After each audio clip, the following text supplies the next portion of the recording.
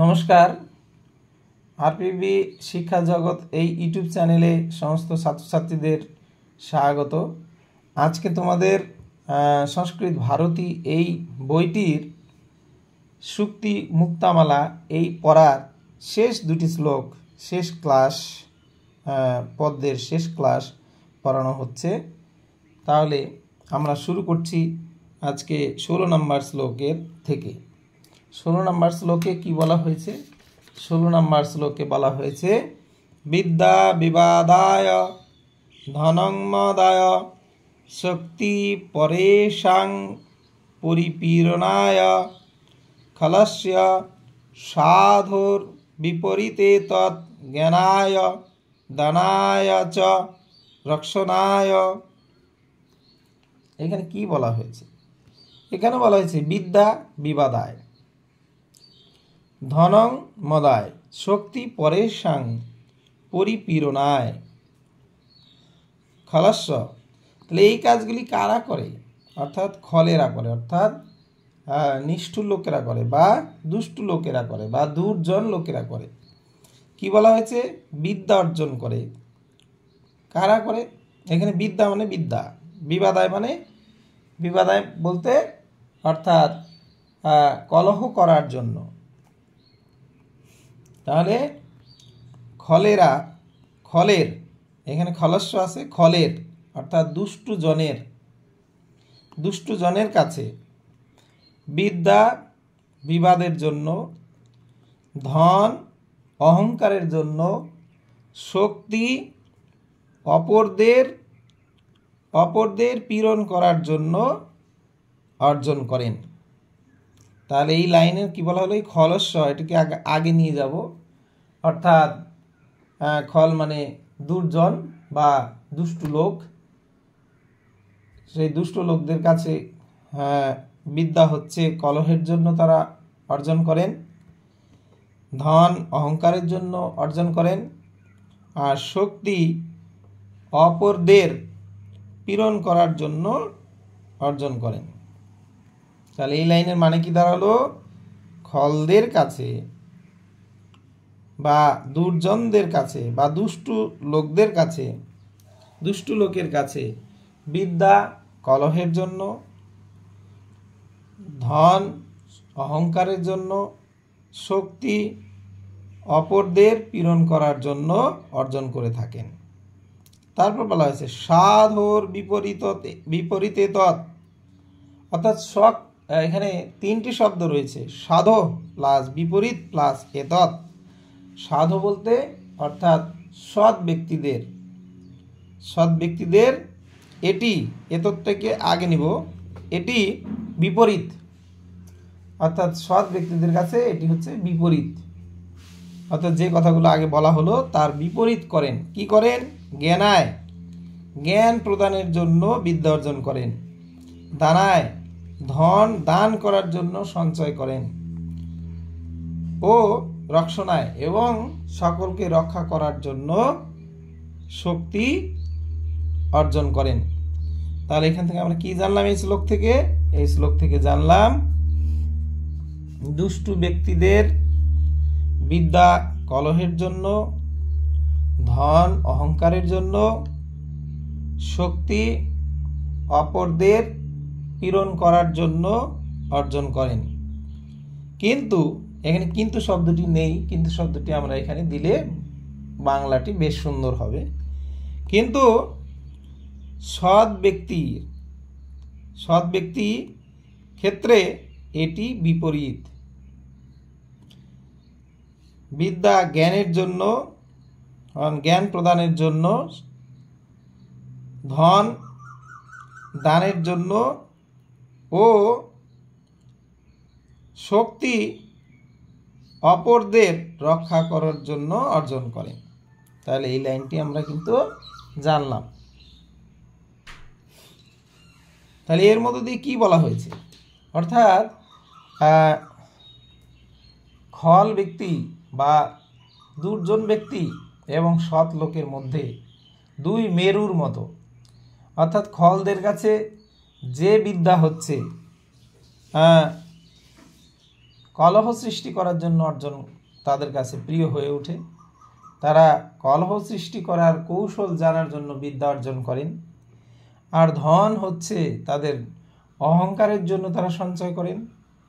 আর তারা শক্তি সঞ্চয় করেন হচ্ছে অপরকে পীড়ন করার জন্য। কিন্তু যারা সাধু ব্যক্তি তাদের কিন্তু চিন্তাধারা এরকম থাকে না। তাদের চিন্তা একেবারে উল্টো মেরুর মতো। তারা বিদ্যা অর্জন করেন জ্ঞান প্রদানের জন্য, অর্থ উপার্জন করেন তারা অপরের কল্যাণের জন্য অর্থাৎ দানের জন্য, এবং তারা শক্তি সঞ্চয় করেন, শক্তি অর্জন করেন অপর সকলকে রক্ষা করার জন্য। তাহলে এই শ্লোকের মানে কিন্তু আমরা খুব সুস্পষ্টভাবে জানলাম। এবার আমরা শেষ শ্লোক আমরা জানব। শেষ শ্লোকে বলা হয়েছে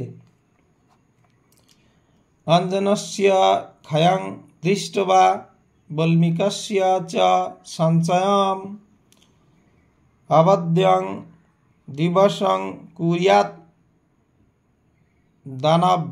দানাধ্যায়ন কর্মভি।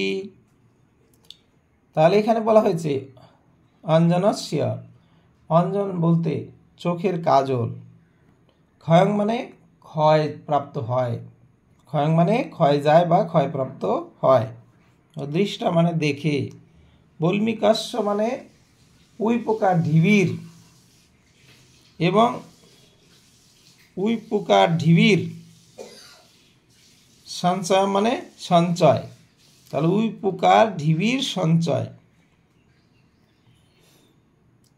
তাহলে এখানে কি বলা হয়েছে যে উই পোকার ঢিবির সঞ্চয় বা বৃদ্ধি। তারপর বলা হয়েছে অবন্ধ্যং, অবন্ধ্যং, অবন্ধ্যং মানে হচ্ছে সফল। তারপর বলেছে দিবসং মানে দিন, কুর্যাৎ, কুর্যাৎ মানে করবে, দান অধ্যয়ন কর্মভি, দান অধ্যয়ন এবং কর্মের দ্বারা। তাহলে এখানে কি বলা হয়েছে যে দান অধ্যয়ন ও কর্মের দ্বারা দিবস অবন্ধম মানে সফল, কুর্যাৎ করবে। তাহলে এই লাইনটিকে যদি আমরা সাজাই তাহলে কি দাঁড়াচ্ছে যে এখানে বলা হয়েছে যে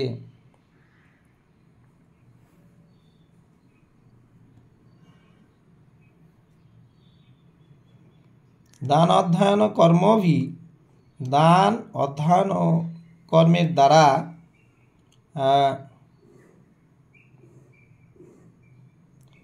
দিবসং অর্থাৎ দিন, অবন্ধং অবন্ধং অর্থাৎ সফল, কুর্যাৎ মানে করবে। তাহলে দান অধ্যয়ন কর্মের দ্বারা দিন সফল করবে। তাহলে এই দুই লাইনের মানে যদি আমরা সাজিয়ে বলি তাহলে কি দাঁড়াচ্ছে, দুই লাইনের দাঁড়াচ্ছে যে এই দৃষ্টা, এটিকে আমরা শেষে নিয়ে যাব, এই দৃষ্টা এই শব্দটিকে আমরা এই লাইনের শেষে নিয়ে যাব। তাহলে অঞ্জনস্য ক্ষয়ং বল্মীকস্য চ সঞ্চয়ম দৃষ্টা দান অধ্যয়ন কর্মভি দিবসং অবন্ধ্যং কুর্যাৎ। এইভাবে আমরা সাজালে গদ্যরূপ আমরা পাব। তাহলে এর মানে দাঁড়াবে কাজলের ক্ষয়,